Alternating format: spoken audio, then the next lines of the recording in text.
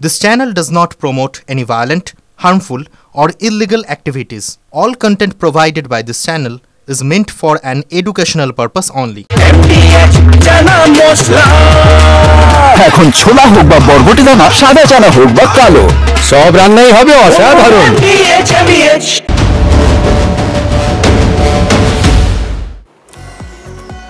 নমস্কার, দেখছেন টিভি 9 বাংলা। দুপুরে সুপার প্রাইম টাইমে ফুল অ্যান্ড ফাইনালি আপনাদের সঙ্গে আমি অনির্বাণ, আর আমার সঙ্গে রয়েছেন আমার সহকর্মী শুভজিৎ। একেবারে যেটা বলছিলাম আমরা, সংঘাত সপ্তম সুরেই সংঘাত চলছে। তার কারণ এবার নির্বাচন কমিশনের পাল্টা তলব রাজ্যের মুখ্য সচিবকে। কমিশনের সুপারিশ মানেনি রাজ্য, তাই এবার রাজ্যের মুখ্য সচিবকে তলব করলো জাতীয় নির্বাচন কমিশন। কাল বিকেল 5টার মধ্যে হাজিরা দিতে হবে নির্বাচন কমিশনে, জাতীয় নির্বাচন কমিশনের দফতরে, অর্থাৎ নির্বাচন সদনে হাজির হতে হবে রাজ্যের মুখ্য সচিবকে।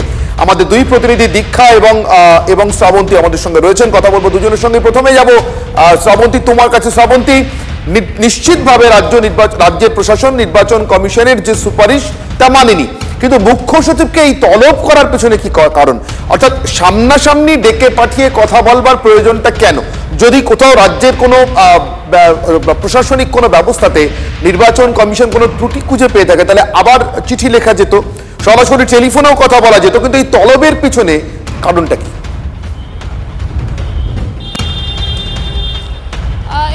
যদি আমরা একটু বিহারের ক্ষেত্রেও দেখি, তাহলে দেখবো যে এখনো পর্যন্ত কিন্তু এরকমভাবে সরাসরি সংঘাতে কমিশন এবং রাজ্য ক্ষেত্রে দেখা যায়নি। সেখানেও প্রচুর রাজনৈতিক নেতা তারাও এর অপোজ করেছিলেন, বিরোধিতা করেছিলেন, কিন্তু সরাসরি মুখ্য সচিবকে কোনো ব্যাপারে ডেকে পাঠানো হয়েছে অন্তত বিহারের এসআইআর করার আগে এরকম নজির নেই।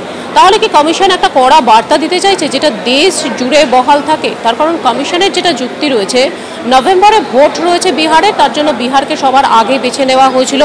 বাদবাকি এসআইআর একসঙ্গে যদি জারি করতে হয় কমিশনকে, কোথাও গিয়ে এসআইআরের জন্য কমিশন কতখানি বলা যেতে পারে অ্যালার্ট, সেটা এখান থেকে বলার কথা বলা হচ্ছে। মুখ্য সচিবকে তলব করা হয়েছিল গতকাল পর্যন্ত, বারবার এটা মনে করা হচ্ছিল যে এই উত্তরে সন্তুষ্ট হবে না কমিশন। তার কারণ 4 জনের বিরুদ্ধে পদক্ষেপের বদলে মাত্র একজন আধিকারিকের বিরুদ্ধে পদক্ষেপ করা হয়েছে, তাও শুধুমাত্র তাকে সরিয়ে দেওয়া হয়েছে ইলেকশনের যাবতীয় প্রসিডিংস থেকে, এবং একজন ডেটা এন্ট্রি অপারেটর তাকে সরিয়ে দেওয়ার কথা বলা হচ্ছে, যিনি কন্ট্রাকচুয়াল ছিলেন, তিনি সরাসরি ছিলেনও না।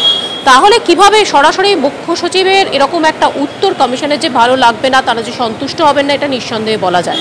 তাহলে কোথাও গিয়ে কি একেবারে মুখ্য সচিবকে ডেকে এই বার্তাই কমিশন দিতে চাইছে যে ফার্দার, কারণ এই এসআইআর এর প্রসিডিংসটা যত দিন যাবে আরও বেশি জটিল হবে, অনেক কিছুর জন্য প্রশাসনিক মুখ্য একজন প্রধান বলা যেতে পারে মুখ্য সচিবকে, তাকে বারবার বিভিন্ন নির্দেশ দেওয়া হবে। সেই নির্দেশের আগে প্রথম থেকেই করা যে কমিশন এই ব্যাপারটা নিয়ে, সেটাই কি বার্তা বোঝাতে চাওয়া হয়েছিল? আমাদের সঙ্গে থাকো শ্রাবন্তী, আমাদের সঙ্গে থাকো শ্রাবন্তী। আমি চলে যাবো দীক্ষার কাছে। দীক্ষা, সেক্ষেত্রে শ্রাবন্তী যেমনটা বলছে, যদি ডেকে পাঠানোর উদ্দেশ্য এমনটা হয়ে থাকে, সেক্ষেত্রে রাজ্য কিভাবে সাড়া দেবে? মানে রাজ্য প্রশাসনের প্রধান হিসেবে মুখ্য সচিব তিনি কিভাবে সাড়া দেবেন? এখনো পর্যন্ত কোনো নির্দিষ্ট সূত্র মারফত কিছু জানা যাচ্ছে মুখ্য সচিব কাল যাচ্ছেন? দেখো, আমার সহকর্মী শ্রাবন্তী যেটা বললো সেটা তো একটা বিষয়, যে নির্বাচন কমিশন প্রথম একটা চিঠি দিয়েছিল 5ই আগস্ট, সেই চিঠির কোনো উত্তর দেয়নি রাজ্য সরকার, বা সেই নির্দেশ মেনে কোনো কাজ করেনি। পরবর্তী ক্ষেত্রে রিমাইন্ডার চিঠি, এবং সেখানে কিন্তু একটা সময়সীমা ধার্য করে দেওয়া হয়েছিল গতকাল 3টের সময়, যেটা শেষ হয়েছে। তখন যে চিঠি দেওয়া হলো, সেখানে কিন্তু জাতীয় নির্বাচন কমিশন যে নির্দেশগুলো দিয়েছিল, অর্থাৎ 4 জন অফিসার এবং একজন ক্যাজুয়াল ডাটা এন্ট্রি অপারেটরের বিরুদ্ধে সাসপেনশন এবং এফআইআর করতে হবে, সেই পথেও হাঁটেনি রাজ্য সরকার বা নবান্ন। মুখ্য সচিব যেটা দিলেন, একজন ডাটা এন্ট্রি অপারেটর এবং একজন এইআরও ময়না, তাকে সুদীপ্ত দাস, তাকে শুধুমাত্র নির্বাচন প্রক্রিয়া থেকে অব্যাহতি দিলেন, এবং বাকিদের কাজের চাপ রয়েছে, পাশাপাশি নির্বাচনের প্রক্রিয়ার কাজ করতে হয় জানিয়ে একটা প্রাথমিক চিঠি দিলেন, এবং বললেন প্রাথমিকরা একটা এনকোয়ারি, কোনো ইনভেস্টিগেশন কথাটা কিন্তু বলা হয়নি, বলা হয়েছে এনকোয়ারি মানে হচ্ছে তথ্যানুসন্ধান, এবং সেই তথ্যানুসন্ধান করে একটা পরবর্তী রিপোর্ট দেবে।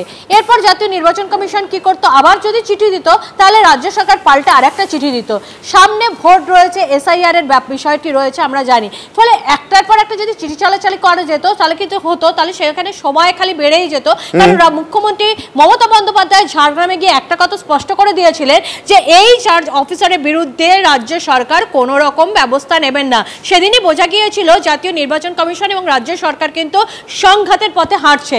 এবং আমরা গতকালও যখন জানতাম সকাল থেকে যে মুখ্যমন্ত্রীর ওপরে গিয়ে যতই আমরা বলি রাজ্যের শীর্ষকর্তা, প্রশাসনিক শীর্ষকর্তা হচ্ছেন মুখ্য সচিব, কিন্তু মুখ্যমন্ত্রীর ওপরে গিয়ে মুখ্য সচিব মনোজ পান্তের কোনো কাজ করার মতন জায়গা নেই। ফলে মুখ্যমন্ত্রীর কথা মতোই তাকে চিঠি পাঠাতে হবে এবং সেইখানে কিন্তু রাজ্য সরকার কৌশলী ছিল, কিন্তু সেই কৌশলী চিঠি পাঠিয়েও রাজ্য সরকার কিন্তু নিস্তার পেল না।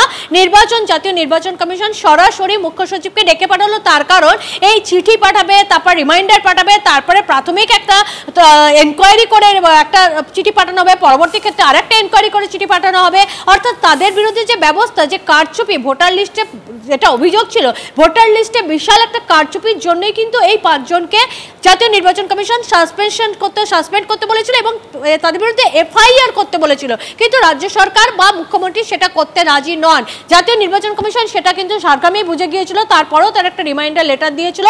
সেখানেও যখন রাজ্য সরকার অর্থাৎ মুখ্য সচিব মনোজ পান্তের তরফ থেকে যে চিঠি পেল তাতে তারা সন্তুষ্ট নয়, স্পষ্ট বোঝা গেল। আর সেই কারণেই কিন্তু তারা এবার সরাসরি মুখ্য সচিবকে আগামীকাল বিকেল 5টার মধ্যে দিল্লিতে জাতীয় নির্বাচন কমিশনের অফিসে হাজিরা দিতে বলল। এবার রাজ্য সরকার কি করবেন বা মুখ্যমন্ত্রী কি নির্দেশ দেন তার উপরেই মুখ্য সচিব দাঁড়িয়ে তার ডিসিশন নেবেন। বেশ, তুমি আমার সঙ্গে থাকো দীক্ষা, এই প্রসঙ্গে তোমার সঙ্গে আমার আরেকটু কথা বলবার রয়েছে, কিন্তু এই মুহূর্তে আমার সঙ্গে টেলিফোন লাইনে রয়েছেন রাজ্য বিজেপি সাধারণ সম্পাদক জগন্নাথ চট্টোপাধ্যায়। কথা বলবো তার সঙ্গে। জগন্নাথ বাবু, এবার সরাসরি নির্বাচন কমিশন রাজ্যের মুখ্য সচিবকে নির্বাচন সদনে অর্থাৎ তার কার্যালয়ে তলব করলেন আগামীকাল বিকেল 5টার মধ্যে। এসআইআর নিয়ে রাজ্য প্রশাসনের সঙ্গে নির্বাচন কমিশনের যে সংঘাত, সেটা কোন দিকে এগোচ্ছে বলে রাজনৈতিকভাবে আপনাদের পর্যবেক্ষণ? দেখুন, ভারতবর্ষের ইতিহাসে স্বাধীনোত্তর কালে কখনো ভারতের নির্বাচন কমিশনের কোনো ডাইরেক্টিভ বা নির্দেশিকা রাজ্য সরকার না মেনে উল্টে চ্যালেঞ্জ করেছে ঘটনা ঘটেনি, কখনো হয়নি। তার ফলে ভোটার তালিকা সংশোধন নিয়ে যেভাবে ভুয়ো ভোটারের তালিকা, ফর্ম 6 ইত্যাদি নিয়ে যে ইলেকট্রাল রিটার্নিং অফিসার এবং তার সহযোগীরা কমিশনে এসে স্বীকার করে নিয়েছিল যে তাদের ভুলভ্রান্তির জন্য এ ধরনের ভুয়ো নাম উঠে গেছিল, তাদের স্বীকারোক্তির ভিত্তিতেই কমিশনের যে রিপোর্ট ছিল তার ভিত্তিতে তাদের সাসপেনশন প্রসিডিংস এবং এফআইআর দায়ের করার ব্যাপারে যে নির্দেশ দিয়েছিল তা উপেক্ষা করেছে মুখ্য সচিব। নির্দেশ তো মুখ্য সচিবের উপরে ছিল, যা অতীতে কখনো কোনো সরকারের কোনো মুখ্য সচিব করেনি। এই পরিস্থিতিতে দাঁড়িয়ে আমার মনে হয় যে নির্বাচন কমিশনের বড় ধরনের শাস্তির খাড়া মুখ্য সচিবের উপর নেমে আসতে চলেছে এবং মুখ্য সচিব আপনারা জানেন 6 মাসের এক্সটেনশনে রয়েছেন রিটায়ারমেন্টের পর। একেবারে জগন্নাথ বাবু, রেপুটেশন, সেই হার্ড অ্যান্ড রেপুটেশন আমার ধারণা এর পরে সেটা নষ্ট হতে চলেছে। অনেক ধন্যবাদ জগন্নাথ বাবু আপনাদের আপনার প্রাথমিক প্রতিক্রিয়ার জন্য। জগন্নাথ চট্টোপাধ্যায়, রাজ্য বিজেপি সাধারণ সম্পাদক, তারা মনে করছেন যে রাজ্যের মুখ্য সচিবের উপর নির্বাচন কমিশনের কোনো বড় শাস্তির খাড়া নামতে চলেছে, যেহেতু গলদ মেনেও কমিশনের নির্দেশ কার্যকর করেনি রাজ্য। এই মুহূর্তে সরাসরি চলে যাব রাজভবনের সামনে, যেখানে এসআইআর এর বিরুদ্ধে প্রদেশ কংগ্রেসের তরফ থেকে যে বিক্ষোভ, সেই বিক্ষোভ কর্মসূচি চলছে। আপনারা দেখতে পাচ্ছেন এই মুহূর্তে সরাসরি সেই ছবি। কলকাতায় রাজভবনের সামনে এসআইআর এর বিরুদ্ধে কংগ্রেসের বিক্ষোভ। গতকালই আপনারা জানেন জাতীয় নির্বাচন কমিশনের সামনে ইন্ডি জোটের দলগুলির বিক্ষোভ ছিল।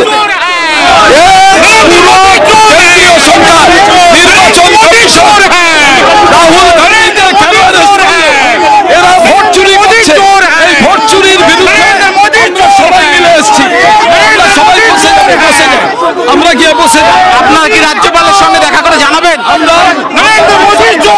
রাজ্যপালকে কি জানাতে এসেছিলেন? রাজ্যপাল কেন্দ্রের প্রতিনিধি, এই যে ভোট চুরি হচ্ছে কেন বিজেপির সঙ্গে মিলে নির্বাচন কমিশন ভোট চুরি করছে, কেন্দ্রীয় সরকার এবং নির্বাচন কমিশন রাহুল গান্ধীকে কেন অ্যারেস্ট করা হলো, বিরোধী দলের নেতা নেত্রীদের কেন অ্যারেস্ট করা হলো, সেই কারণেই আমরা রাজভবন অভিযান করেছিলাম।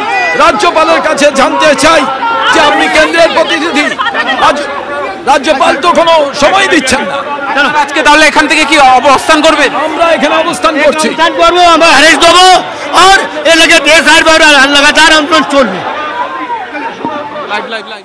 আপনারা দেখতে পাচ্ছেন এই মুহূর্তে কলকাতায় রাজভবনের সামনে প্রদেশ কংগ্রেসের বিক্ষোভ। যে বিক্ষোভের সামনে হাজির হয়ে রাজ্যের প্রদেশ কংগ্রেসের সভাপতি শুভঙ্কর সরকার বলছিলেন গতকাল বিরোধীরা যেভাবে নির্বাচন কমিশনের সামনে বিক্ষোভ দেখাতে গিয়েছিলেন এবং নির্বাচন কমিশনের সাক্ষাৎ চেয়েছিলেন, সাক্ষাৎ প্রার্থনা করেছিলেন, কিন্তু তাদেরকে 30 জনের বেশি প্রতিনিধি দল নিয়ে যাওয়ার অনুমতি দেয়নি। তার পরবর্তী সময়ে যে পরিস্থিতি উদ্ভূত হয়, অর্থাৎ যেভাবে আটক করা হয় বিরোধী সাংসদদের এবং তাদের এলাকা থেকে সরিয়ে নিয়ে যাওয়া হয়, তারই প্রতিবাদে আজকে রাজভবনের সামনে তাদের এই বিক্ষোভ কর্মসূচি। কথা বলবো আমাদের প্রতিনিধি সুজয়ের সঙ্গে। সুজয়, এই মুহূর্তে কি দেখছো?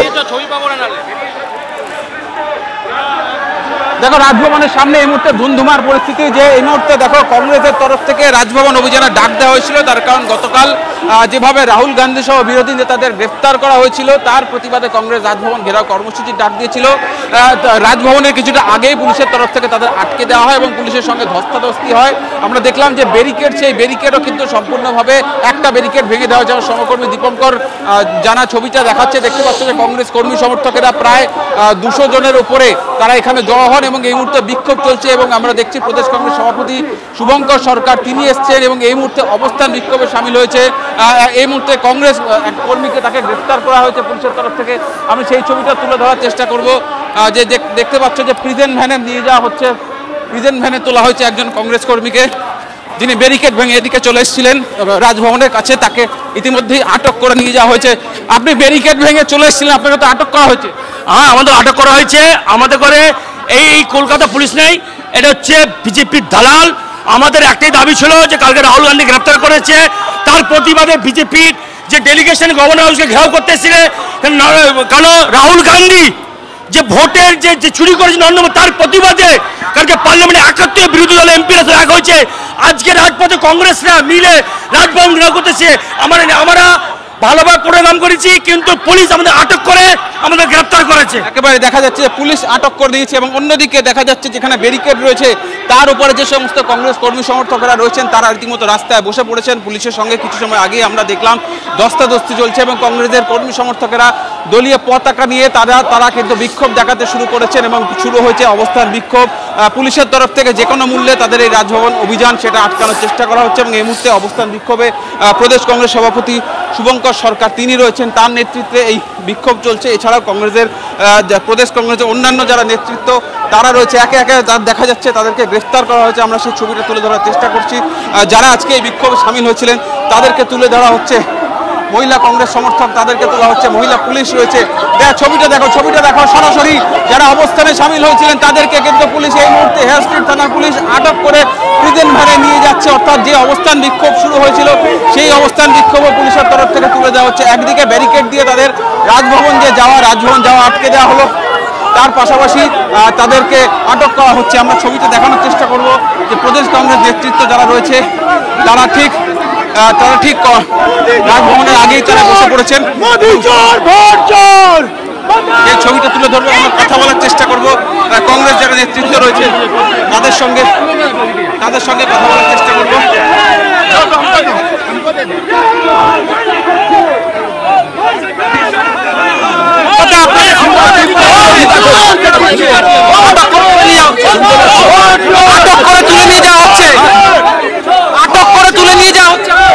দেখুন, আমরা একেবারে অহিংসভাবে আমরা এখানে আন্দোলন করে রাজ্যপালের কাছে জানতে চেয়েছিলাম যে আপনি বলুন কেন্দ্রীয় সরকার এবং নির্বাচন কমিশন কেন ভোট চুরি করছে।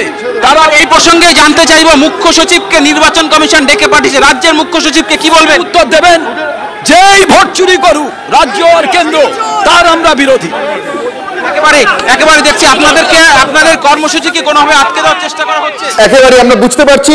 সুজয়, আপাতত তোমাকে ধন্যবাদ। কলকাতাতে রাজভবনের সামনে গতকাল ইন্ডিয়া জোটের সাংসদদের যেভাবে হেকেল করা হয়েছে বা তাদেরকে যেভাবে হেনস্থা করা হয়েছে তার প্রতিবাদে, সেই অভিযোগে তার প্রতিবাদে আজকে রাজভবনের সামনে প্রদেশ কংগ্রেসের বিক্ষোভ কর্মসূচি। আপনারা দেখছেন প্রথম ব্যারিকেডটি ভেঙে ফেলেন প্রদেশ কংগ্রেসের কর্মী সমর্থকরা এবং পরবর্তী সময় দ্বিতীয় ব্যারিকেডটি ভাঙবার সময় পুলিশের সঙ্গে তারা ধস্তাধস্তিতে জড়িয়ে পড়েন এবং কয়েকজনকে ইতিমধ্যে আটক করে প্রিজন ভ্যানে তোলা হয়েছে। এই বিক্ষোভের ছবিটা আমাদের নজর ছিল। প্রদেশ কংগ্রেসের সভাপতি শুভঙ্কর সরকার তিনি কিন্তু রাজ্যের মুখ্য সচিবকে জাতীয় নির্বাচন কমিশনের তলব সম্পর্কে বললেন, কেন্দ্র অথবা রাজ্য যে যেখানেই ভোট চুরি করুক আমরা তার বিরোধী। এই মুহূর্তে তৃণমূল কংগ্রেসের মুখপাত্র তন্ময় ঘোষ আমাদের সঙ্গে রয়েছেন। তন্ময়বাবু, আগামীকাল বিকেল 5টার মধ্যে রাজ্যের মুখ্য সচিবকে জাতীয় নির্বাচন কমিশন নির্বাচন সদনে যেতে বলেছেন, যাওয়ার জন্য নির্দেশ দিয়েছেন। দলগতভাবে আপনাদের রাজনৈতিক প্রতিক্রিয়া চাইব ঘটনা প্রবাহ সম্পর্কে। তো আমার শোনা যাচ্ছে না, কোনো কারণে সম্ভবত যোগাযোগ বিচ্ছিন্ন হয়েছে।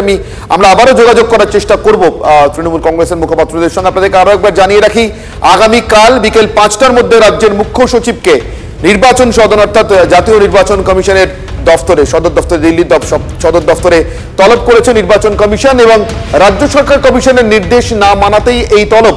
কথা বলবো তন্ময় ঘোষ, তৃণমূল কংগ্রেসের মুখপাত্র আমাদের সঙ্গে রয়েছেন। তন্ময় বাবু, রাজ্যের মুখ্য সচিবকে জাতীয় নির্বাচন কমিশনের তলব সম্পর্কে আপনাদের রাজনৈতিক প্রতিক্রিয়া চাইছি। রাজনৈতিক প্রতিক্রিয়া কিছু নেই, প্রমাণ হয়ে গেছে নরেন্দ্র মোদী, অমিত শাহ গভর্নমেন্ট, এই বিজেপি গভর্নমেন্ট নির্বাচন কমিশনকে তাদের বিটিম করে ভোট জিতে আজকে প্রধানমন্ত্রী এবং স্বরাষ্ট্রমন্ত্রী হয়েছেন। তারা যে এসআইআর নিয়ে এত বড় বড় কথা বলছেন, আজকে অভিষেক যেটা বলেছেন আমি পূর্ণ সহমত জানাই। সেই জায়গাটাই আমাদের দলের অবস্থান। তারা সবাই রিজাইন করুন, আমাদের সমস্ত লোকসভার সদস্য রিজাইন করতে রাজি আছেন, সকলে রিজাইন করতে আবার ভোটে যান, সেই ক্ষমতা নেই।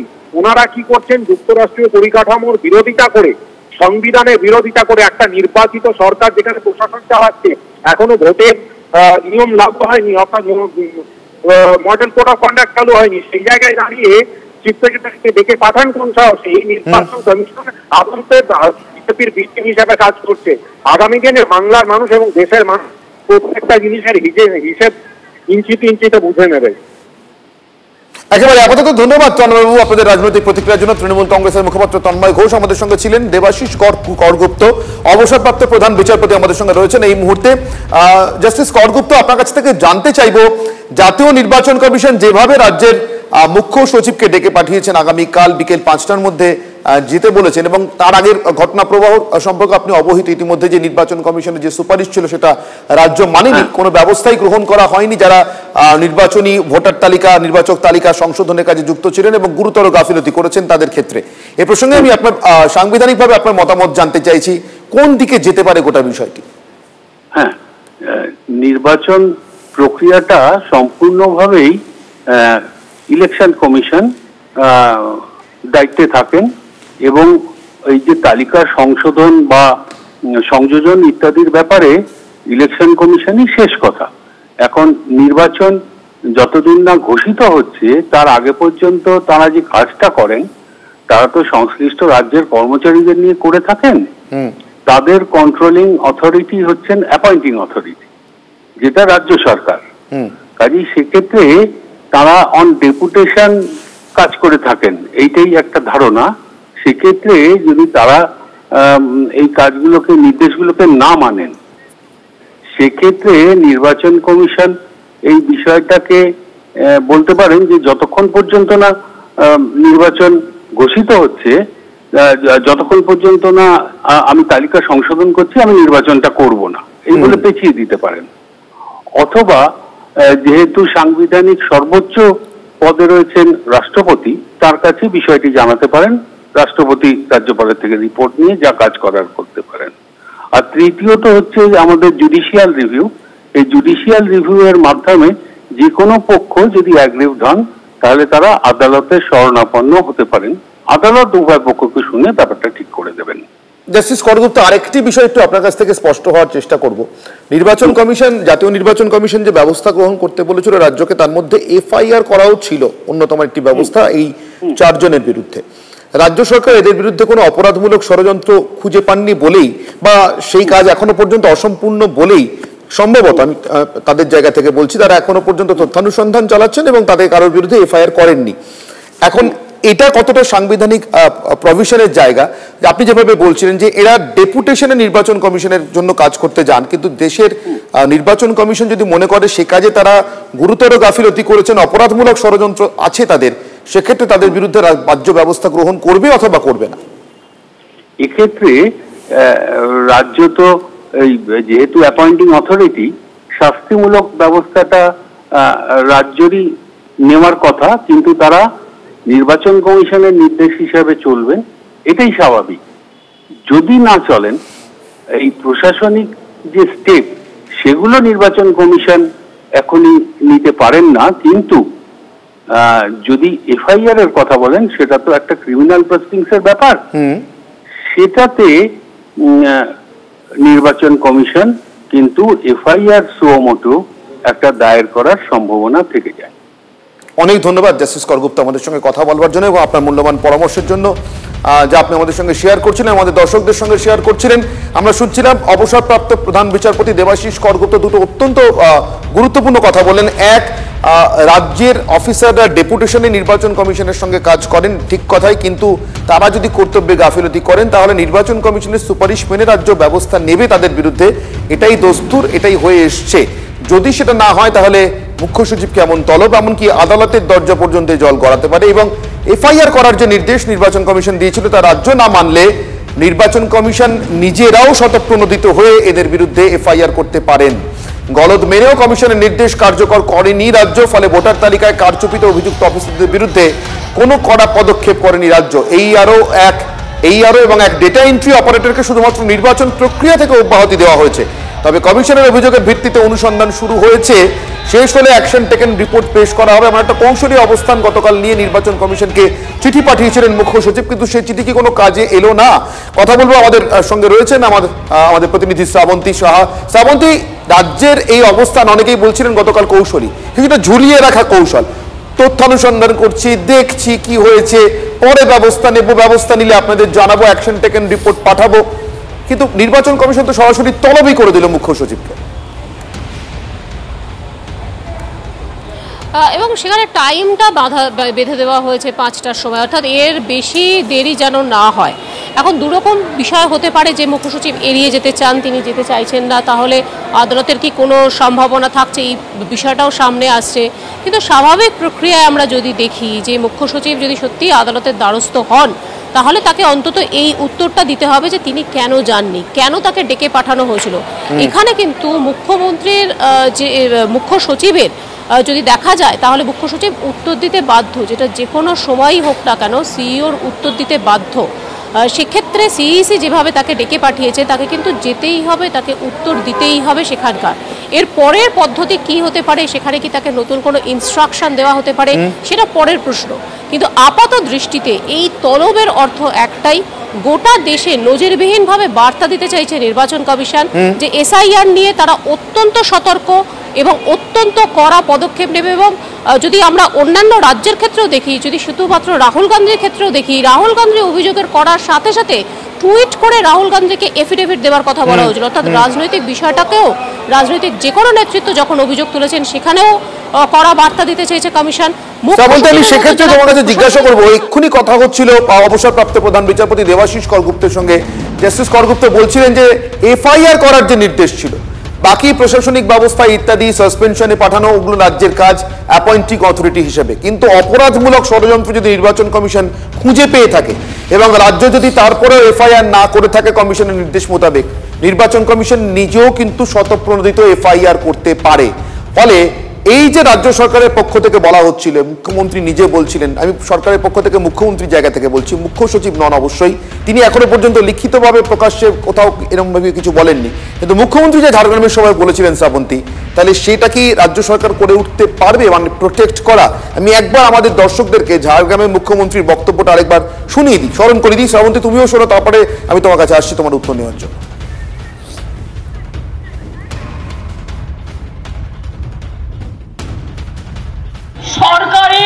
সরকারি কর্মচারীদের ভয় দেখানো হচ্ছে।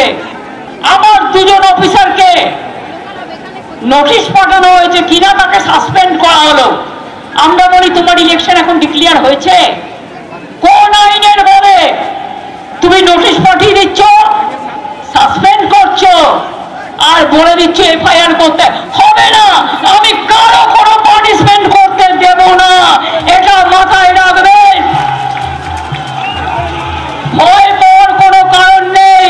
শুনুন, আপনাদের প্রোটেক্ট করার দায়িত্ব আমাদের, আমরা আপনাদের রক্ষা করব জীবন দিয়েও, কোনো চিন্তা করবেন না, কেউ হতাশ হবেন না। আমি আবার ফিরে যাবো শ্রাবন্তীর কাছে। শ্রাবন্তী, এই যে প্রোটেক্ট করা, সাসপেনশন হয়তো মুখ্যমন্ত্রী করলেন না, মুখ্যমন্ত্রীর কথা মেনে মুখ্য সচিবও নির্দেশ দিলেন না, নির্বাচন কমিশনে তার যাতায়াত হয়তো লেগে থাকলো, কিন্তু এফআইআর তা কিন্তু মুখ্য সচিবের উপর নির্ভর করবে না। জাস্টিস করগুপ্ত যেমন বলছিলেন, এফআইআর যদি নির্বাচন কমিশন একের পর এক করতে শুরু করে, শ্রাবন্তী? দেখো, সেটা যে কোনো সময় কমিশন করতে পারে, কিন্তু এখানে যেটা বিষয় হয়েছে যে প্রথমেই কমিশন এরকম ক্ষেত্রে একটা এফআইআর স্বতঃপ্রণোদিতভাবে করতে পারতো, কিন্তু সাধারণ প্রসিডিংস অনুসারে যদি সত্যি স্বতঃপ্রণোদিতভাবে করতো তাহলে একটা প্রশ্ন থাকতো যে রাজ্য সরকার কি কোনোভাবে কাজ করেনি, তার জন্য কি স্বতঃপ্রণোদিতভাবে এই ধরনের বিষয় গ্রহণ করা হলো। অথবা আদালতের ক্ষেত্রেও আমরা যদি দেখি যে মামলার গুরুত্বটা এমন পর্যায়ে পৌঁছেছে যে প্রধান বিচারপতি সিদ্ধান্ত নিলেন এবং তিনি পরদিনই সেটা স্বতঃস্ফূর্তভাবে গ্রহণ করলেন। এখানে বিষয়টা সেরকম হয়নি। এখানে 4 জন অফিসার তাদের কর্তব্যে গাফিলতি খুঁজে পেয়েছে কমিশন এবং তারপর বলা হয়েছে যে পদক্ষেপ গ্রহণ করো। স্বাভাবিকভাবে যে নিয়মে পদক্ষেপ গ্রহণ করার কথা বলা হয়েছে সেই নিয়মেই মুখ্য সচিবকে নির্দেশ দেওয়া হয়েছে। 324 ধারার কথা তারা উল্লেখ করে দিচ্ছেন, তাদের বক্তব্য এটা স্পষ্ট যে এই ধারা অনুসারে কমিশন যখন কোনো কাজ করায়, অর্থাৎ তাদের নির্বাচন সংগঠিত করা এবং ভোটার তালিকা, এই দুটো কাজের মধ্যে যে অফিসাররা থাকেন তাদের মাঝে কিন্তু আর কেউ নেই, কোনো রাজনৈতিক ব্যক্তিত্ব নেই, শুধু কমিশন এবং শুধু সেই সমস্ত অফিসার। এক্ষেত্রেও শুধু মুখ্য সচিব এবং শুধু সিইসি বা মুখ্য নির্বাচন অফিসার। সেক্ষেত্রে এর মাঝখানে যেহেতু আর কেউ নেই, তাই কোনো রকম উত্তর তারা শুনতে চান না। তলব করে মুখ্য সচিবের কাছে এই উত্তর চাওয়া হয়েছে। সেরকম যদি তাদের মনে হয় আগামী দিনে তাহলে তারা সেই ক্ষেত্রে পদক্ষেপ গ্রহণ করতে পারেন। তোমার মনে থাকবে যে রাজীব কুমার থেকে শুরু করে তাবড়ো আইপিএসদের যখন সরানোর সিদ্ধান্ত নিয়েছিল কমিশন, কিন্তু নির্বাচনের সময় সেটা সঠিকভাবে সরাসরি সরিয়ে দিয়েছিল, কিন্তু এক্ষেত্রে শুধুমাত্র কয়েকজন ইয়ারও ছিলেন এবং তাদের পদক্ষেপ যেভাবে গাফিলতি পেয়েছে তাই আপাতত চিঠি দেওয়া হয়েছিল। এই কাজটা যে এরকমভাবে করা হবে না, কেন করা হবে না তারই উত্তর চাইতে পারে কমিশন। ধন্যবাদ শ্রাবন্তী। আপনাদেরকে আরো একবার জানিয়ে রাখি, নবান্নের সঙ্গে অর্থাৎ রাজ্য প্রশাসনের সঙ্গে জাতীয় নির্বাচন কমিশনের সংঘাত নতুন স্তরে পৌঁছলো। একেবারে সপ্তমে সেই সংঘাত গিয়ে পৌঁছলো। রাজ্যের মুখ্য সচিবকে আগামীকাল বিকেল 5টার মধ্যে নির্বাচন সদনে অর্থাৎ জাতীয় নির্বাচন কমিশনের দফতরে ডেকে পাঠানো হয়েছে। আগামীকাল বিকেল 5টার মধ্যেই মুখ্য সচিবকে হাজিরা দিতে হবে এবং যে 4 অফিসারের বিরুদ্ধে ব্যবস্থা গ্রহণের নির্দেশ দিয়েছিল নির্বাচন কমিশন, সাসপেনশনের নির্দেশ ছিল এবং তাদের বিরুদ্ধে এফআইআর করার নির্দেশ ছিল, তাদের কারো বিরুদ্ধেই কার্যত কোনো ব্যবস্থা গ্রহণ না করায় রাজ্যের মুখ্য সচিবকে তলব নির্বাচন কমিশনের। অভিযুক্ত অফিসারদের কার্যত ঢাল হওয়ার চেষ্টা করেছেন মুখ্য সচিব। নির্বাচন কমিশনকে পাঠানো তার সর্বশেষ চিঠিতে তিনি বলেছেন যে অনেক সময় কাজের চাপে অধস্তনদের উপর কিছুটা বিশ্বাস করতে হয়, এভাবে ব্যবস্থা নিতে শুরু করলে আধিকারিকদের মনোবল ভেঙে যাবে। কিন্তু জাতীয় নির্বাচন কমিশন যে মুখ্য সচিবের এই চিঠি বা যুক্তিকে কোনোভাবেই কোনো গুরুত্ব দিচ্ছে না সেটা স্পষ্ট, বরং তাদের নির্দেশ কেন পালন হয়নি সেটা জানবার জন্যই সরাসরি এবার মুখ্য সচিবকে জাতীয় নির্বাচন কমিশন তাদের দফতর নির্বাচন সদনে ডেকে পাঠালো। আমরা শুনে নেব এ প্রসঙ্গে রাজ্যের প্রাক্তন নির্বাচনী আধিকারিক, রাজ্যের সিইও হিসেবে একসময় দায়িত্ব পালন করেছেন প্রাক্তন আমলা জহর সরকার, তৃণমূল কংগ্রেসের প্রাক্তন সাংসদ, কি বলছেন? নির্বাচন কমিশনের কাছে তো আইনগত শক্তি আছে, কিন্তু এই মুহূর্তে প্রয়োগ করবে কিনা আমার সন্দেহ। ইলেকশন কমিশন তার কিছু বাড়াবাড়ি করতে গিয়ে এই যেভাবে চারিদিক থেকে আক্রান্ত হচ্ছে অনেকখানি নিজের দোষেই। আইনগত তার কাছে ক্ষমতা থাকলেও হট করে যদি কিছু আরও রূঢ় পদক্ষেপ নেয় বা আইনগতই বানলাম পদক্ষেপ নেয়, তারা কিন্তু আরও সমস্যায় জড়িয়ে পড়বে। হট করে কাউকে সাসপেন্ড করার আগে অ্যাপয়েন্টিং অথরিটি মানে রাজ্য সরকার, তার একটা ব্যক্তিগত তার একটা মৌলিক অধিকার থাকে যে কর্মচারীর বিরুদ্ধে এসব চার্জ তুলেছে তাদের কথাটা একবার শুনে নিতে। রাজ্য সরকার বক্তব্য হলে তা আমার কর্মচারী, আমি সাসপেন্ড করব কি না সেটা আমার এনকোয়ারির ভিত্তি হবে। এটা আগে খুব কম হয়েছে। সাধারণত ইলেকশন কমিশন কোনো সুচিন্তিত অর্ডার দিলে তারা মেনে নিত। এখন প্রশ্নটা হচ্ছে এটা সুচিন্তিত না। ফুল অ্যান্ড ফাইনাল আপনারা দেখছেন অনির্বাণের সঙ্গে আমি শুভজিৎ রয়েছি। এসআইআর এর বিরোধিতা, গতকাল দিল্লিতে সাংসদদের হেনস্থার অভিযোগে কংগ্রেসের রাজভবন অভিযান, সেই ছবি আপনাদের দেখাচ্ছিলাম, আরো একবার দেখাচ্ছি এই মুহূর্তে, দেখুন সেই ছবি।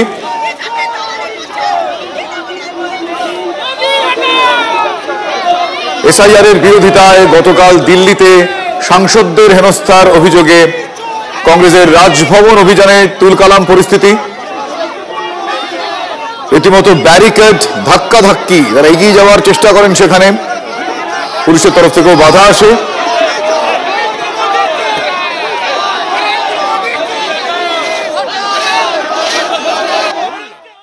রাজভবনের সামনে এই মুহূর্তে ধুমধুমার পরিস্থিতি। কংগ্রেসের তরফ থেকে রাজভবন অভিযানের ডাক দেওয়া হয়েছিল, তার কারণ গতকাল যেভাবে রাহুল গান্ধী সহ বিরোধী নেতাদের গ্রেফতার করা হয়েছিল তার প্রতিবাদে কংগ্রেস রাজভবন ঘেরাও কর্মসূচির ডাক দিয়েছিল।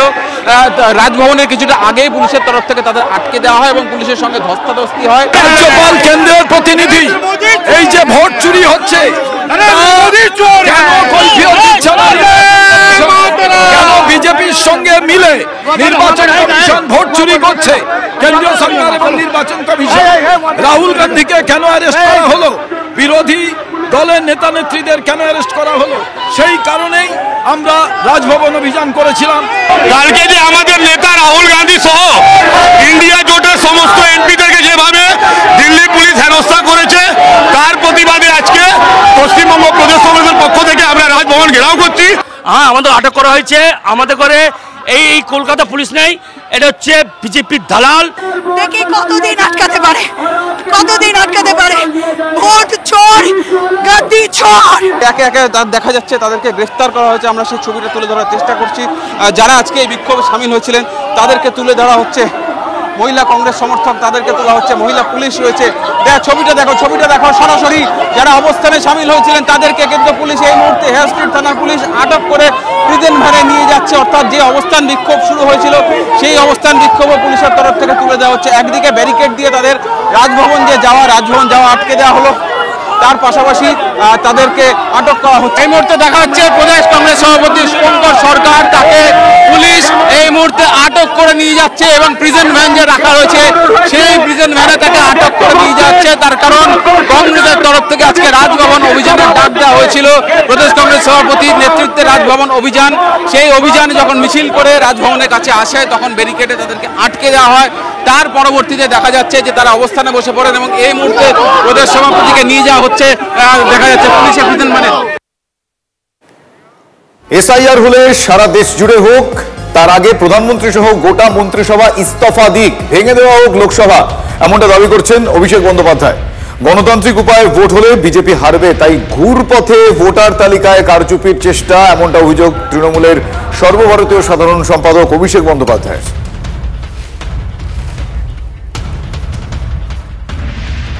আমি ইলেকশন কমিশনকে বলবো, আপনারা যদি ঠিক হন তাহলে প্রথম পদক্ষেপ যদি এই ভোটার লিস্টে গড়বেল থাকে তাহলে ফার্স্ট স্টেপ শুড বি যে তৎকালীন যিনি চিফ ইলেকশন কমিশনার ছিল রাজীব কুমার, তার বিরুদ্ধে ক্রিমিনাল প্রসিডিং ইনিশিয়েট করা, তার সুপারভিশনে যে জেনারেল ইলেকশন 1 বছর আগে হয়েছে সেখানে যদি ভোটার লিস্টে গড়মিল থাকে আর ফেক ভোটার থাকে এবং সত্যি বাংলাদেশি থাকে তাহলে তার বিরুদ্ধে ক্রিমিনাল প্রসিডিং ইনিশিয়েট করে সেই ভোটার লিস্টের বেসিসে যারা নির্বাচিত হয়েছে সবার পদত্যাগ করা উচিত এবং তারা যদি পদত্যাগ করে তাহলে প্রধানমন্ত্রীর পদত্যাগ করা উচিত।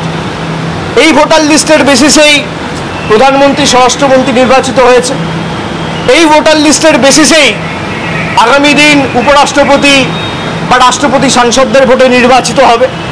তাহলে পুরোটাই যদি বেনিয়ম বা অনিয়ম বা ভেজাল বা কোনো ফেক নাম থেকে থাকে তাহলে ফার্স্ট স্টেপ হিসেবে তারা রিজাইন করুক, সারা দেশের মানুষ এসআইআরকে স্বাগত জানাবে। আমি বলছি আপনাদের, আমি আমার কথাও বলছি, বিজেপি শুরু করুক না, আমরা সবাই রিজাইন করব, কোনো অসুবিধা নেই। লোকসভা ডিসলভ করে দেওয়া হোক, লোকসভা ডিসলভ করে সারা দেশে এসআইআর হোক, তারপর ফ্রেশ ইলেকশন হোক, কেউ তো বারণ করেনি। অভিষেক বন্দ্যোপাধ্যায়ের এই বক্তব্যের প্রতিক্রিয়ায় এক প্রকার পাল্টা বিজেপি রাজ্য সভাপতি শ্রমিক ভট্টাচার্য কি বলছেন একবার শোনাবো। মুখ্যমন্ত্রী নিজে পদত্যাগ করুন, তার যে সাংসদরা জিতে এসেছিলেন তারা সমস্ত শেষ পদত্যাগ করে দিন। আসলে এটা একটা প্রক্রিয়া, ভোটার লিস্ট রিভিশন হবে না। এই দাবি কতদিন চলবে যে মারা গেছে তো কি হয়েছে, সেও তো কারোর বাবা ছিল, সেও তো কারোর জেঠু ছিল, একটা মানবিক মুখ নিয়ে কি তার নামটা ভোটার লিস্টে রেখে দেওয়া যায় না? কতদিন চলবে এই নাটক?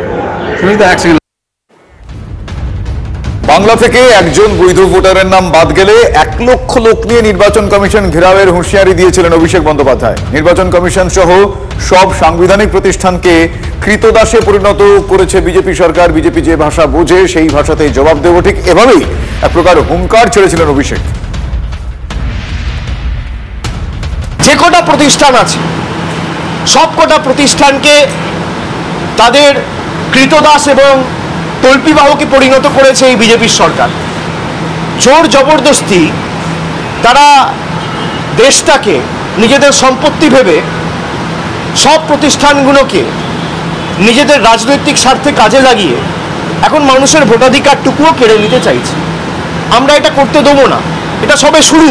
যদি বাংলা থেকে একটা মানুষ যার ভোটার লিস্টে যে প্রকৃত ভোটার যদি তার নাম বাদ যায় এবং বিজেপি যদি ভাবে যে মানুষের ভোটাধিকার কেড়ে নিয়ে আমরা দেশটাকে আমাদের রাজনৈতিক সম্পদ হিসেবে ব্যবহার করব, আমরা যে ভাষায় বিজেপি বোঝে সেই ভাষায় আমরা জবাব দিতে জানি। বাংলার একটা মানুষের যদি ভোটাধিকার কাড়ে তাহলে 1 লক্ষ মানুষ নিয়ে নির্বাচন কমিশন ঘিরব, বিজেপির কোনো নেতা বাঁচাবে না। এর পাল্টা সমীক ভট্টাচার্য কি বলেছেন এবার সেটা শোনাবো। ওনারা জানেন কি হতে চলেছে, কি হবে, কারণ আসল সত্য তো ওনারা জানেন যে কত রোহিঙ্গা, কত বাংলাদেশি জামাতি, কত জেহাদি, কত মৃত ভোটার, আর কত এক লোকের নামকে 5 জায়গায় ঢুকিয়ে রেখে দিয়েছেন, কত খালি প্লটে সল্টলেকের সেখানেও পর্যন্ত ভোটার তৈরি হয়ে গেছে, ফাঁকা জমিতে হোল্ডিং নাম্বার দেখিয়ে ভোটার তৈরি করে ঢুকিয়ে রেখেছেন। এগুলো বাদ যাবে এবং যাবেই, সেই ভয়ে ওরা আতঙ্কিত, ওদের মৃত্যু ঘন্টা বেজে গেছে। এগুলো কিছুই নয়, এগুলো পরাজিতের আর্তনাদ।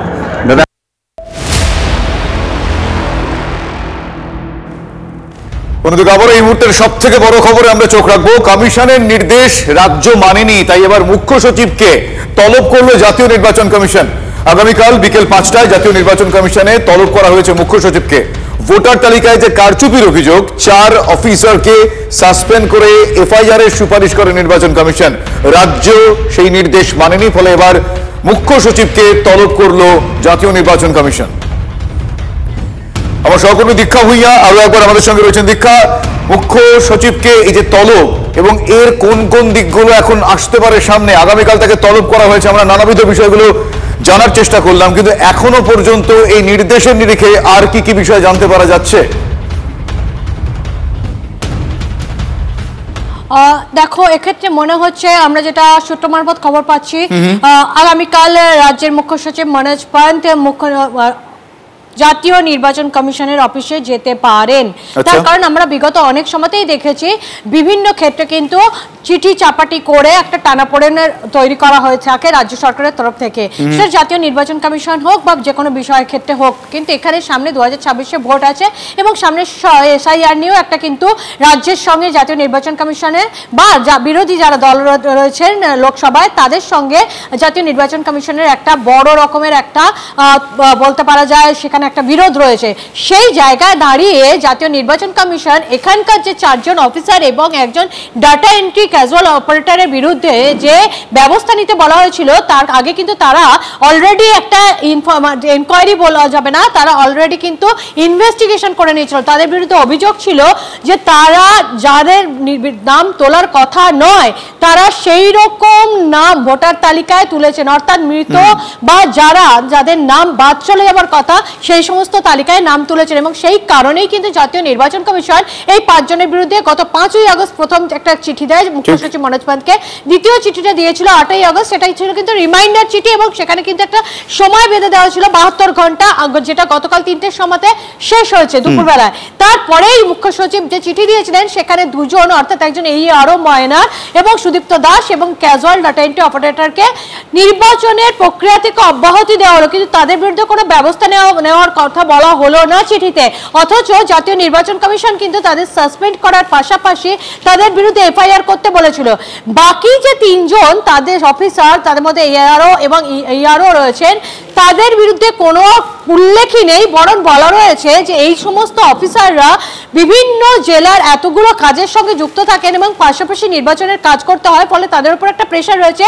একটা এনকোয়ারি, সেটা কিন্তু ইনভেস্টিগেশন নয়, এনকোয়ারির মানে হচ্ছে অনুসন্ধান করে পরবর্তী রিপোর্ট পাঠানো হবে। অর্থাৎ জাতীয় নির্বাচন কমিশন কিন্তু কোনো এনকোয়ারি করতে বলেনি, জাতীয় নির্বাচন কমিশন কোনো ইনভেস্টিগেশন করতে বলেনি, ডিরেক্ট সাসপেন্ড এবং এফআইআর করতে বলেছিল। তার প্রেক্ষিতে কৌশলগতভাবে যে রাজ্য সরকার বা যে যেটা বলা যেতে পারে মুখ্য সচিব মনোজ পান চিঠি দিলেন কৌশলগত, এবং সেই কারণেই জাতীয় নির্বাচন কমিশন এবার আর কোনো রিমাইন্ডার লেটার না দিয়ে সরাসরি মুখ্য সচিবকে আগামীকাল বিকেল 5টায় জাতীয় নির্বাচন কমিশনের দিল্লি অফিসে হাজিরা দিতে বলেছে। সঙ্গে থাকো, এই মুহূর্তে জয়প্রকাশ মজুমদার আমাদের সঙ্গে রয়েছেন, তৃণমূল কংগ্রেস নেতা। আমি জয়প্রকাশ বাবুর কাছ থেকে সঙ্গে কথা বলার চেষ্টা করব। জয়প্রকাশ বাবু, আগামীকাল যেভাবে জাতীয় নির্বাচন কমিশন রাজ্যের মুখ্য সচিবকে তাদের সদর দফতর নির্বাচন সদনে ডেকে পাঠিয়েছেন বিকেল 5টার মধ্যে, আপনার প্রতিক্রিয়া চাইবো জয়প্রকাশ বাবু দলগতভাবে। বর্তমান নির্বাচন কমিশন, জাতীয় নির্বাচন কমিশন বিজেপির অঙ্গুলি হেলনে এবং বিজেপির একটা পকেটের সংস্থায় পরিণত হওয়ার পরে একটা এক্সট্রা কনস্টিটিউশনাল পাওয়ার সেন্টার হিসেবে তৈরি হয়ে গেছে, এবং এই এক্সট্রা কনস্টিটিউশনাল পাওয়ার সেন্টার হিসেবে একটা সুপার এমার্জেন্সি সারা ভারতবর্ষের মধ্যে চালু করার চেষ্টা করছে। অর্থাৎ যেসব জায়গায় ডবল ইঞ্জিন সরকার নেই সেই সব জায়গায় তারা এই নির্বাচন কমিশনের মাধ্যমে বিরোধী দলগুলি যেখানে রাজ্য চালাচ্ছে তাদের ওপর হেজেমনি, তাদের ওপর চাপ, তাদের কাজকর্মে বাধা এবং তাদের সব ব্যাপারে ইন্টারফেয়ার করা, যেটাকে সুপার এমার্জেন্সির সঙ্গে তুলনা করা যায়। সুতরাং এই জিনিসগুলো বন্ধ হওয়া উচিত। গণতন্ত্র যারা তৈরি করেছিলেন, সংবিধান যারা তৈরি করেছিলেন, তারা এই বিষয়টা মাথায় রেখেই বলেছিলেন নির্বাচনকালীন সময় ছাড়া, নির্বাচন ঘোষণা এবং ফল ঘোষণার মধ্যবর্তী সময় ছাড়া নির্বাচন কমিশনের কোন সরকারের উপরে কোনো কর্তৃত্ব নেই। কিন্তু এখনকার সময় নরেন্দ্র মোদী আর অমিত শাহর নির্দেশে এরা সমস্ত নীতি রীতি লঙ্ঘন করে এখন উঠে পড়ে লেগেছে বিজেপির নির্দেশে কাজ করব এবং বিজেপির স্বার্থে কাজ করব, এবং ডবল ইঞ্জিন সরকার যেখানে নেই তাদেরকে ক্রমাগত ডিস্টার্ব করব। এই ব্যবস্থা বন্ধ হওয়া প্রয়োজন এবং ভারতবর্ষের জনগণ বা ভারতবর্ষের রাজনৈতিক দলগুলি এগুলো মেনে নেবে না। ধন্যবাদ জয়প্রকাশ বাবু। আমরা শুনে নেব প্রদেশ কংগ্রেস সভাপতি শুভঙ্কর সরকার, বিজেপি নেত্রী অগ্নিমিত্রা পল, তাদের বক্তব্য। দেবেন যেই ভোট চুরি করুক রাজ্য আর কেন্দ্র, তার আমরা বিরোধী। আপনি সাসপেন্ড করলেন না, আপনি রাজ্য সরকার, আপনি তদন্ত কমিটি গঠন করলেন। আরে আপনি সাসপেন্ড করবেন কিভাবে মমতা বন্দ্যোপাধ্যায়? দুর্নীতিটা যে করিয়েছে, নামগুলো যে ঢুকিয়েছে এই ইয়ারোরা, লগ ইন পাসওয়ার্ডটা শেয়ার করেছে, এ তো আপনারা করেছে। তো আপনি যাদেরকে দিয়ে করাচ্ছেন আপনি তাদেরকে সাসপেন্ড করাবেন কি করে? আপনি তো চাপে পড়ে যাবেন, কমপ্লিট আইওয়াশ। আজকে ইলেকশন কমিশনের কাছে আমাদের আর্জি একটা স্ট্রিক্ট পানিশমেন্ট দেওয়া হোক, স্ট্রিক্ট পানিশমেন্ট। কারণ এইটা যদি দৃষ্টান্ত হয়ে যায় যে আমি যা কিছু করতে পারবো, বুড়ো আঙুল দেখাতে পারবো ইলেকশন কমিশনকে, তাহলে এই পশ্চিমবঙ্গ থেকে বাকি রাজ্যরাও তাই করবে। আমরা শুনে নেব এই প্রসঙ্গে জহর সরকার, রাজ্যের প্রাক্তন নির্বাচনী আধিকারিক, তার বক্তব্য। নির্বাচন কমিশনের কাছে তো আইনগত শক্তি আছে, কিন্তু এই মুহূর্তে প্রয়োগ করবে কিনা আমার সন্দেহ। ইলেকশন কমিশন তার কিছু বাড়াবাড়ি করতে গিয়ে এই যেভাবে চারিদিক থেকে আক্রান্ত হচ্ছে, অনেকখানি নিজের দোষেই। আইনগত তার কাছে ক্ষমতা থাকলেও হট করে যদি কিছু আরও রূঢ় পদক্ষেপ নেয় বা আইনগতই বানলাম পদক্ষেপ নেয়, তারা কিন্তু আরও সমস্যায় জড়িয়ে পড়বে। হট করে কাউকে সাসপেন্ড করার আগে অ্যাপয়েন্টিং অথরিটি মানে রাজ্য সরকার, তার একটা ব্যক্তিগত তার একটা মৌলিক অধিকার থাকে যে যে কর্মচারীর বিরুদ্ধে এসব চার্জ তুলেছে তাদের কথাটা একবার শুনে নিতে। রাজ্য সরকার বক্তব্য হলে তা আমার কর্মচারী, আমি সাসপেন্ড করব কি না সেটা আমার এনকোয়ারির ভিত্তি হবে। এটা আগে খুব কম হয়েছে।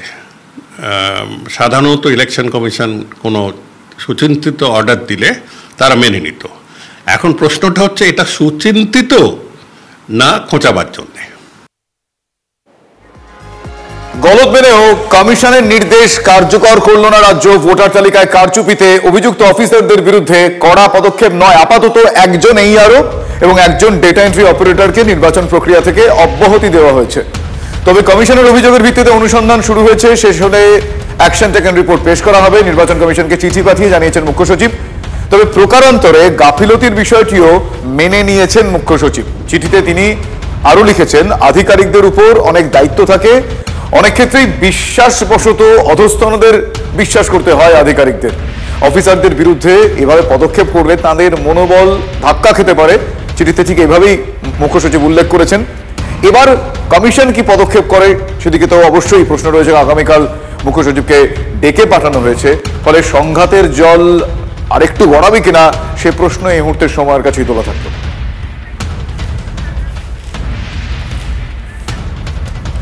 ঝাড়গ্রাম থেকে মুখ্যমন্ত্রী মমতা বন্দ্যোপাধ্যায় তিনি স্পষ্টতই বলেছিলেন যে সরকারি কর্মচারীদের ভয় দেখানো হচ্ছে, আমার অফিসারদের বিরুদ্ধে FIR করতে দেব না, আপনাদের প্রোটেক্ট করার দায়িত্ব আমাদের। ঠিক কি বলেছিলেন সেদিন মুখ্যমন্ত্রী, আপনাদের শোনাবো। সরকারি কর্মচারীদের ভয় দেখানো হচ্ছে, আমার দুজন অফিসারকে নোটিশ পাঠানো হয়েছে, কিনা তাকে সাসপেন্ড করা হলো। আমরা বলি তোমার ইলেকশন এখন ডিক্লেয়ার হয়েছে, কোন আইনের বলে তুমি নোটিশ পাঠিয়ে দিচ্ছ, সাসপেন্ড করছো, আর বলে দিচ্ছ FIR করতে হবে না। আমি কারো কোনো পানিশমেন্ট করতে দেব না, এটা মাথায় রাখবেন। ভয় পাওয়ার কোনো কারণ নেই। শুনুন, আপনাদের প্রোটেক্ট করার দায়িত্ব আমাদের, আমরা আপনাদের রক্ষা করব জীবন দিয়েও। কোনো চিন্তা করবেন না, কেউ হতাশ হবেন না। আর এত কিছুর মধ্যে ভুয়ো ভোটারের হদিশ কিন্তু একটার পর একটা পাওয়া যাচ্ছে। এবার পশ্চিম মেদিনীপুর বিধানসভার 131 নম্বর বুথের মালিয়ারা এলাকায় ভুয়ো ভোটারের খোঁজ মিলেছে। এক ঠিকানায় রবীন্দ্রনাথ মাহালি ছাড়াও রবীন্দ্রনাথ অধিকারীর নামও ভোটার লিস্টে রয়েছে। রবীন্দ্রনাথ অধিকারী বলে কেউ নেই, এমনটা পরিবারের তরফ থেকে দাবি করা হয়েছে। ভুয়ো ভোটার তো থাকবে কেন, আর আমাদের নয় তো। এবার ভুয়ো ভোটারের জন্য তো আমার প্রবলেম হচ্ছে। আপনারা সবাই আমার বাড়িতে আসছেন, ভুয়ো না আসল সেটা আপনারা ক্লিয়ারলি জানতে চাইছেন, কিন্তু আমরা তো ভুয়ো ভোটার নয়। কেন আমরা তাহলে পড়বো অসুবিধার মধ্যে, বলুন, প্রবলেমের মধ্যে কেন পড়তে যাবো? এছাড়াও মালিয়ারা 131 নম্বর বুথের 1219 জন ভোটারের মধ্যে 70 জন মৃত ভোটার। এত মৃত ভোটার কিছুই প্রশাসন জানতো না, এ বড় বিস্ময়কর। সরকার থেকে এগুলো তো সরকারি আধিকারিকদের কাজ, ওরা আসে আমাদের ভোটার লিস্টে, যে ঠিক কথা ওদের ওরা করে নেওয়া উচিত উচিত উচিত অবশ্যই। আর রেশনারও তো বন্ধ হয়ে গেছে, কিন্তু ভোটার লিস্টে নাম কাটা হয়নি এখনো। অবিলম্বে এই ভুয়ো ভোটারদের নাম তালিকা থেকে বাদ দিতে হবে, তালিকা থেকে সরাতে হবে মৃত ভোটারদের নাম। বিজেপি থেকে CPM এরা কিন্তু এই দাবিটা দিনের পর দিন করে আসছে। পঞ্চায়েত মেম্বার তৃণমূলের, প্রধান তৃণমূলের, MLA তৃণমূলের, MP তৃণমূলের, দাপট তৃণমূলের। ভুয়ো ভোটার ঢুকিয়ে রেখেছে, মৃত ভোটারের নাম রেখে দিয়েছে, ভোটের সময় তাদের ভোট পড়ে যায়। এটা তৃণমূলের সুবিধার্থে নির্বাচন কমিশন মেইনটেইন করেছে এতদিন। তৃণমূলের সুবিধার্থে নির্বাচন কমিশন মেইনটেইন করেছে, কারণ বিজেপি তা চেয়েছে। তালিকায় ভুয়ো ভোটার ও মৃত ভোটারদের থাকার কথা স্বীকার করে BLOর উপরেই দায় চাপিয়েছে তৃণমূল কংগ্রেস। মৃত যেগুলো আছে বাদ দেয়নি, সেগুলো তো আমরা বাদ দিতে পারিনি। এবারে এর দায়িত্ব BLOর আছে। BLO যদি নাম বাদ দেয়, সবাই রেশন কার্ড বাদ দিয়ে দিয়েছে, নামটা রাখছে, সেই জন্য BLOকে বলে যত তাড়াতাড়ি মৃত ভোটার। আমরা যে দিদির আমাদের যে অ্যাপস পাঠিয়েছিল, সেই অ্যাপসে আমরা সব করে দিচ্ছি, কিন্তু এখনো পর্যন্ত মানে খাতায় কলমে বাদ হয়নি। প্রশ্নের মুখে নিজের ভুলের কথা কার্যত স্বীকার করে নিয়েছেন সংশ্লিষ্ট বুথের পূর্বতন BLO সুদর্শন পাঁজা। 70 জনের বেশি, 70 জনের এত তো নয়। বহু বছর মারা গেছে, 5 বছর, কেউ 5 বছর, কেউ 10 বছর, এমনকি 15 বছরের আগেও মারা গেছে, সেরকমও নাম রয়েছে। না এরকম তো নাই। কোথাও গাফিলতি করেছেন? না না না করেননি। না, তাহলে নামটা রইল কি করে? আমি তো শুনুন, আমি এখানে এই 2021 সালের 25শে সেপ্টেম্বর জয়েন করি এই স্কুলে। আমাকে এখানে এই 22 সাল না 23 সালে এখানে আমাকে বিএলও করে। মালদায় কম্পিউটার সেন্টারে আড়ালেই জাল আধারের চক্র, গ্রেফতার ইতিমধ্যেই 2। চাঁচল এবং হরিশ্চন্দ্রপুর থেকে জালে মাস্টারমাইন্ড সহ 2। উত্তর রামপুরে কম্পিউটার প্রশিক্ষণ কেন্দ্রের আড়ালে চলতো এই চক্র। বাংলাদেশি রোহিঙ্গারা অনুপ্রবেশের পর জাল আধার তৈরি করছে, জাল আধার তৈরিতে মদত দিচ্ছে তৃণমূল, এমনই অভিযোগ বিজেপির। পুলিশ সক্রিয়, তাই চক্রের পর্দাফাঁস, পাল্টা দাবি তৃণমূলের তরফে। পুলিশ বলছে যে জাল কার্ড তৈরি করছিল বহুদিন ধরে। না, এখানে কোনো কিছু হতো না এইসব। ওই সব ওই তো সুধীর চাঙাটা আর ওই কাজ করতো ওখানে সুধীরতে। এবার সুধীর চাঙাকে ধরেছে, দাদার নামে যেহেতু অ্যাকাউন্টে লেনদেন করতো। এবার দাদা তো জানতো না যে এইসব কাজে লেনদেন ওর সঙ্গে, যেহেতু এখানে বাড়িতে থাকতো কি না, ওই জাহাঙ্গীর নামে যে ওই আইডি দিয়েছিল সব। এখানে কাজ করতো না, তাহলে ওই যেতে সুধীরতে কাজ করতো। তাহলে এখানে কি করতো? তাহলে এখানে থাকতো বলে এসে ও মানে ভাড়া থাকতো। জাল শিডিউল কাস্ট সার্টিফিকেট পাওয়া গেছে, রেশন কার্ড পাওয়া গেছে, ভুয়ো চাকরি পাওয়া গেছে, ডাক্তার পাওয়া যাচ্ছে। তো আধার কার্ড তো সামান্য জিনিস এখন পশ্চিমবঙ্গের জন্য। এই আধার কার্ড তৈরি করেই তো রোহিঙ্গারা, বাংলাদেশিরা যারা এসছে তারা নাগরিকত্ব পেয়েছে, এখানটায় সিটিজেনশিপ হয়েছে, 10 বছর 15 বছর ধরে থাকছে এখানটায়। যদি বাংলাদেশি রোহিঙ্গারা আমাদের পশ্চিমবাংলায় আমাদের রাজ্যে যদি ঢুকে, তো এটা কাদের জন্য ঢুকছে? বিজেপির জন্য ঢুকছে। বিজেপির কেন্দ্রতে সরকার আছে, বিজেপির স্বরাষ্ট্রমন্ত্রী, তারা কি করছে? এরকম নাকি চিকিৎসক সব হাতে হাতে সব চলছে, যারা ওষুধে বিক্রি করছে। তো এগুলো প্রশাসনের নজরে রয়েছে, প্রশাসনের মধ্যে করে দেখবে, এবং যদি এগুলো চলে তো এগুলো দ্রুত ব্যবস্থা নেবে প্রশাসন। বিজেপির কথাতে আমরা কান দিই না, গুরুত্ব দিই না, কারণ বিজেপির কাজই হলো ভুলভাল বকা, ভুলভাল বকে বেড়াচ্ছে। এগুলো প্রশাসন দেখছে, প্রশাসনের কাজ আছে, প্রশাসন দ্রুতভাবে এগুলো যা যদি চলতে থাকে এগুলো প্রশাসন ব্যবস্থা নেবে।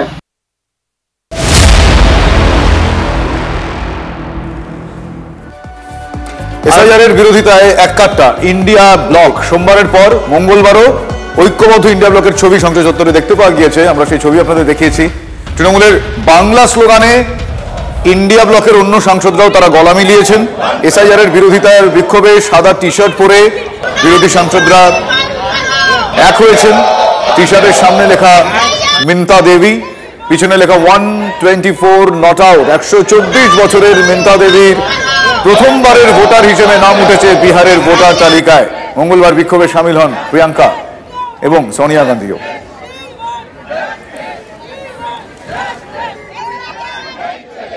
303 থেকে 240-এ নেমে যাওয়ার পরেও, সিঙ্গেল লার্জেস্ট পার্টি না হওয়ার পরেও ঘামন্ড কমেনি। কিন্তু আমরা বিশ্বাস করি যে we the people of India will tell the last word. মানুষ শেষ কথা বলে। এসআইআর যেটা ঘুরিয়ে এনআরসি, আমরা বাংলা ভাষার অসম্মান, বাংলা ভাষাভাষীর অসম্মান, হেনস্থা সব নিয়ে আমরা সংসদের ভিতরে বাইরে আন্দোলন চালিয়ে যাব। এদিকে আজ ফের নির্বাচন কমিশনকে নিশানা করেছেন রাহুল গান্ধী। নির্বাচন কমিশন নিজের কাজ করছে না, আমরা সংবিধানকে রক্ষা করছি। 124 বছরের মিন্তা দেবীর নাম প্রথমবার ভোটার তালিকায় এসছে। অনেক কিছুই হবে, পিকচার अभी বাকি है। প্রতিক্রিয়া রাহুলের। इलेक्शन कमीशन की ड्यूटी है कि वो 1 मैन 1 वोट इन्फोर्स करे, और उन्होंने नहीं किया, उन्होंने अपनी ड्यूटी नहीं की। तो हम सिर्फ कॉन्स्टिट्यूशन को प्रोटेक्ट कर रहे हैं, उसकी रक्षा कर रहे हैं, संविधान की रक्षा कर रहे हैं, और हम करते रहेंगे, हम रुकेंगे नहीं। फर्स्ट टाइम मिलता दे 124 ईयर्स वोटर आईडी कार्ड, ऐसे तो बहुत अनलिमिटेड केसेस है, अभी पिक्चर बाकी है। নির্বাচন কমিশন অভিযান আটকানোয় দিল্লি পুলিশকে নিশানা করলেন অভিষেক বন্দ্যোপাধ্যায়। পুলিশ মহিলা সাংসদদের চুলের মুঠি ধরে টেনে নিয়ে গেছে, লাঠিচার্জ করেছে পুলিশ। আর এর থেকেই প্রমাণিত নির্বাচন কমিশনের কাছে কোনো জবাব নেই, এমনটাই মন্তব্য তৃণমূলের সর্বভারতীয় সাধারণ সম্পাদক অভিষেক বন্দ্যোপাধ্যায়ের। আমাদের সবার বেসিক 5-7টা প্রশ্ন রয়েছে, তার জবাব চাওয়ার জন্য নির্বাচন কমিশনের মিছিল করে গেছি। মহিলা সাংসদদের জোর জবরদস্তি চুলের মুঠি ধরে ডিটেন করা হয়েছে, এমনকি পুলিশের বর্বরতা বা পুলিশের অতি সক্রিয়তা, দিল্লি পুলিশের যেভাবে কেন্দ্রীয় সরকারের অধীনে থাকা স্বরাষ্ট্রমন্ত্রীর অধীনে থাকা দিল্লি পুলিশ নিগৃহীত করেছিল, এটা থেকে স্পষ্ট যে নির্বাচন কমিশনের কাছে কোনো উত্তর নেই, কোনো জবাব নেই। পুলিশ লাঠিচার্জ করেছে, চুলের মুঠি ধরে মহিলাদের টানতে টানতে হেঁচড়াতে হেঁচড়াতে নিয়ে গেছে। আমাদের কালকে একাধিক সাংসদ, এমনকি মিতালি বাগ, সেও অসুস্থ হয়ে পড়েছে। নির্বাচন কমিশন অভিযানে মহুয়া মিতালিদের অসুস্থতাকে অভিনয় বলে কটাক্ষ করেছেন বিজেপি সাংসদ সৌমিত্র খাঁ। শতাব্দী, সায়নী, জুনরা যা পারেননি তাই করেই দেখিয়েছেন মহুয়া জিতে গিয়েছেন, কল্যাণ বন্দ্যোপাধ্যায় আউট, এভাবেই তীব্র কটাক্ষ করেছেন বিজেপি সাংসদ সৌমিত্র খাঁ। বাংলা তৃণমূল কংগ্রেসের নাট্যকারদের দল হয়ে গেছে। আরামবাগের আমাদের ছোট বোন, সেও ভালো অভিনয় করছে। রাহুল গান্ধীকে এত গালিগালাজ করতো, সে রাহুল গান্ধীর কাছে এসে তারা আবার একটু প্রচারের আলোয় পাচ্ছেন, ভালো কথা। অভিনয় খুব ভালো জিনিস। শতাব্দী পারেনি, সায়নী ঘোষ পারেনি, কালকে জুনমালিয়া পারেনি, কালকে মহুয়া বাজার এসে গেছে। মহুয়ার কালকে জিতেছে মহুয়া মিত্র। ভারতবর্ষ দেখেছে যে মহুয়া মিত্র অল দ্য বেস্ট। কালকে কিন্তু কল্যাণদা আউট। কল্যাণদা সকাল 9টার সময় দেশের প্রধানমন্ত্রীজির সঙ্গে এমপির বিল্ডিং উদ্ঘাটনে ছিলেন। যেহেতু কল্যাণের যে ছবিটা দেখতে পাওয়া যাচ্ছিল, সে তো মহুয়া মিত্রকে ওই ছবিটাই ক্রস করে মহুয়া মিত্রকে আরো বেশি দেখা যায়, তার জন্য তিনি কালকে একটিকে ফার্স্ট হয়েছেন। ওনার নামটা আমার মনে হয় না নিয়েই মনে হয় উনি তো ষাঁড়ের মতো চিল্লান। ওনাদের বিরোধী দলনেতা কন্যার সুরক্ষার জন্য যাত্রা করছেন, আর একজন সাংসদ সংসদ ভবনে কন্যাদের আক্রমণ করছেন। এ থেকে তো বোঝা যাচ্ছে নাটকটা কারা করছে। নাটকটা আমরা নই, ওনারা করছেন। একটা কথাই বলবো, ওনারা ভয় পেয়েছেন। আরে কম দে কিন্তু খাঁটি রে, MDH কাশ্মীরি লাল লঙ্কার গুঁড়ো।